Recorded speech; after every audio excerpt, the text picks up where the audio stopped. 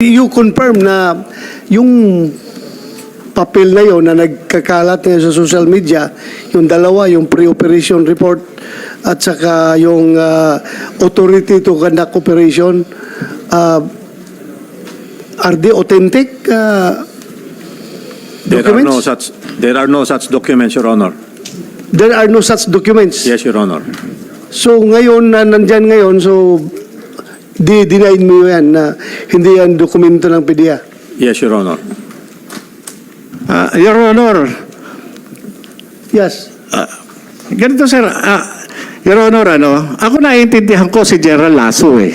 Kasi yung mga nai-involve dun sa dokumentong yun, yun yung appointing authority na nagtiwala sa kanya para dyan sa kanyang hinahawakan posisyon sa PDEA. Sa akin wala pong unang-una, kamatayan po ang matatamo ko rito. Wala akong mapapala. Ang concern ko lang po dito bilang dating alagad ng batas, lumabas na sa publiko ito. Sampal po ito sa mga tulad nating alagad ng batas. Ano ang gagawin natin? Magtatanga-tangahan na po ba tayo, Your Honor? Dito sa mga information na nalathala doon sa publiko. Magwawalang bahala po ba tayo? Ang tanong ko papaano yung mandatong pinagkaloob ng Comprehensive Dangerous Drugs Act, lalo na dito sa butihing Director General ng PDEA, ano ang gagawin natin? Kagaya niyan, may nilabas na naman si Maharlika. Yung sinasabing 2 minutes lang yung kinandak na drug test result. Wala ho bang authority ang PDEA na mag-issue ng subpoena duces tecum ad testificandum against dun sa doktor at dun sa medical technologies, ganun din dun sa drug testing facility. Sana pinagpapaliwanag, hindi dapat siguro it's unfair din to accuse General Lasso dahil he was not the director at that time. Sino bang director ng time na yon? No, sir, Your Honor, hindi po natin, lilinawin ko, hindi ko ina-accuse si General Lasso. Ang inaano ko lang po is yung mandato. Pwede naman po siyang mag-utos, mag-conduct ng confidential investigation, magpatawag ng investigation sa PDEA, katulad ng ginagawa sa mga ordinaryong tao. Kung meron tayong mga suspected na drug offenders, di ba nagkakandak tayo na confidential investigation or investigation? Hindi po ba? Bakit hindi natin ipatupad ng tama, ng equal itong batas? Kaya nga kaya po ako talaga nagsikap ako na makarating dito at sumulat sa inyo upang magkaroon tayo ng sapat na batas. Kasi kung titignan ninyo, itong problema natin na minumulto ang ating Pangulo, hindi po sana darating dito sa sitwasyon na makakaladkad ang pangalan ng Pangulong Marcos kung ginagawa lamang ng PDEA yung kanyang mandato. Kung ito nagpatawag kagad ng investigasyon, halika, ano yung sinasabi mo? Halika, dito tayo, umupo tayo, titipahin ko yan. Ano yung sinasabi mo? Ilabas mo yung ebidensya mo. Sana ganun Okay. Balik tayo doon sa mga papel. Yun ang ating gustong malaman kung talaga totoo You confirm na papel mo yun? Ikaw nagpirma nun? Yes, Your Honor. Ako yun po yung in accordance with PDEA Manual of Operation. Yun po yung usual na ginagawa namin. Alam niyo po, nakakaawa nga yung mga dati ko kasamahan dyan. Dahil under duress sila. Kinuha sila, pinapunta ng opisina at pinag-execute ng affidavit. Bakit? Para lang i-refute, para i-deny yung mga nangyari noong 2012. Ano yun? Hindi ba dapat alamin natin kung ano yung katotohanan sa likod na yun? Yung address ni Maricel Soriano po, Your Honor. So, totoo yun, sir, na pinapag-execute yun ng affidavit yung mga tao na yun? Hindi po totoo, Your Honor. Ang nangyari po, nung sumulat po siya sa akin, ay siyempre, bago namin umpisan yung investigasyon, mag-uumpisa kami dun sa sulat niya.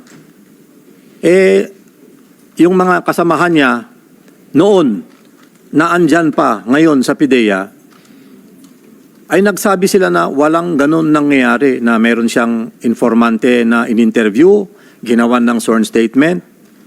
Kaya po sila nag-execute ng affidavit at nandito po sila ngayon. Pwede niyong tanungin. Hindi po namin sila funersa. Pwede And- paupuin natin dito. by the way- Sino yun? Sino yung mga yun? Sinong paupuin natin? Kasama po namin, Your Honor. Please, patawag natin. Sergeant at Arms. And by the way, Your Honor, if I may add, yung sinasabi po niya na hindi siya dismissed from the PNP, meron kaming copy of the orders coming from the Philippine National Police kasi nag-conduct kami ng background check sa kanya and he was really dismissed.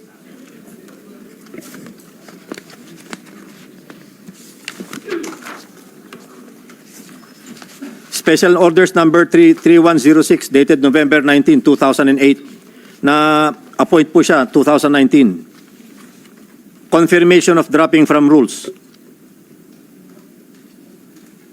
Paragraph number 4. Dropping from the rules effective August 28, 2008 of PO1 Jonathan A. Morales 008519 PNP SPD Southern Police District as published in SO number 808346 HSPD dated October 24, 2008 is hereby confirmed.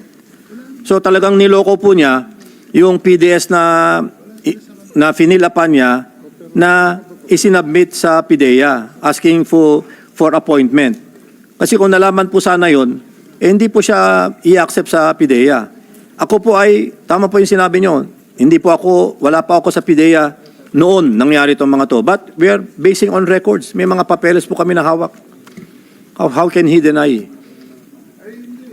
So ito po yung Yes, you may answer. Your Honor, yung pinakikita niya, no, ulang-ula, ngayon ko lang nalaman doon sa sinasabi ni Director General Lasso. Ang tanong ko lang, Your Honor, Mr. Chairman, ito bang dokumento na ito ay formally served sa akin?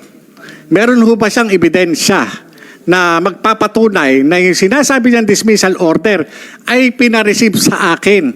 Notified ho ba ako? Para sabihin na ito ay pinasisinungalingan ko o nagsinungaling ako. Dapat yan, natanggap ko yan para alam ko. Sandali. Hindi mo natanggap yung dismissal order mo? Wala po ako natatanggap. Kaya nga po... So, hindi mo alam na na-dismiss ka? Hindi ko po alam. Kasi nga, ang may problema po dyan is dun sa recruitment ng PIDEA. Dahil nga, ako po, nag-comply ako dun sa hinihingi ng PIDEA eh. Naghingi po ako eh. Hindi ko, yung ko nga lang po nalalaman yan eh. Hindi kaya... I'm trying to be objective here. Kung ikaw PO1, nalalabasan ka ng order na dismiss, hindi mo alam yun? No, Your Honor, hindi ko po alam. Kasi kung alam ko man yan, na-receive ko po yan. Sorry. As I've said, I'm trying to be objective here, pero parang very irregular na hindi mo alam na dismiss ka na pala serbisyo. Ako forgive me if this comes offensive to you. But para sa akin, PO1 ka, may lumabas na order na dismiss ka, hindi mo alam, tumatanggap ka pa ng sweldo nun after nung lumabas yung order. Kung hindi mo alam ang order, nalaman mo ba na may sweldo ka pa na dumarating? Yes, sir. Wala akong, Your Honor, nung nag-apply ako sa PIDEA at pinag-comply naman nila ako dun sa mga requirements, nakapaghingi pa ako ng mga clearance eh. Nakapag-clearance pa po ako. Hindi ako makaka-transfer kung walang clearance na binibigay sa akin ang PNP.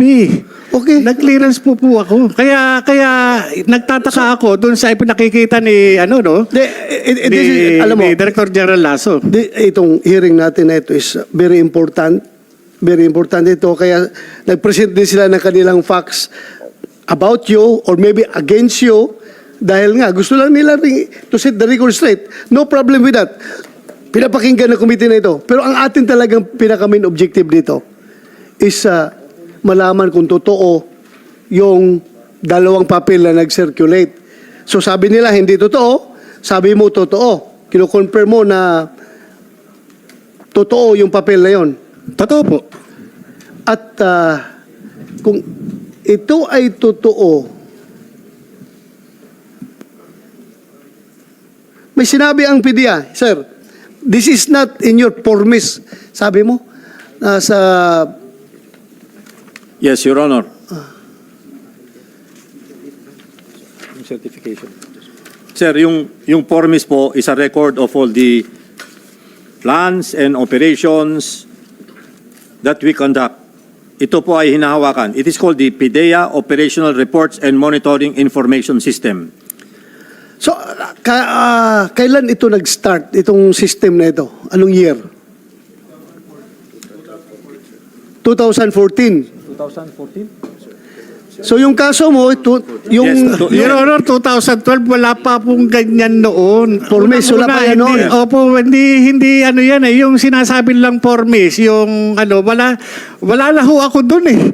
Yung Okay. kung ano na yan, kagaya Sir, niyan. Your Honor, Yes, sir. Wait. totoong wala pong formis pa noong 2012. Kaya lang, meron po kaming data monitoring system of the National Operation Center. Dala po namin yung mga binders namin ngayon to prove to you that there is no such entries na sinasabi po niya. Kasama po namin. And by the way, sir, nandito na po yung apat na tumestigo or nag-execute ng affidavit that wala pong nangyaring ganun sa opisina nila nung panahon na yun. Sino yung apat? Yung apat, yun lang. Take your seat.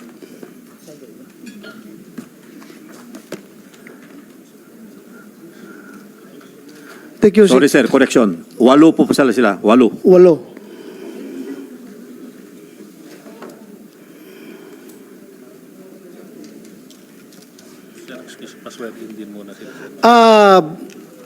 Yung mga bagong kuan, yung walo, please take out kayo. Kumsik. May we request the new guest to please stand up and raise your right hand? Yung iba po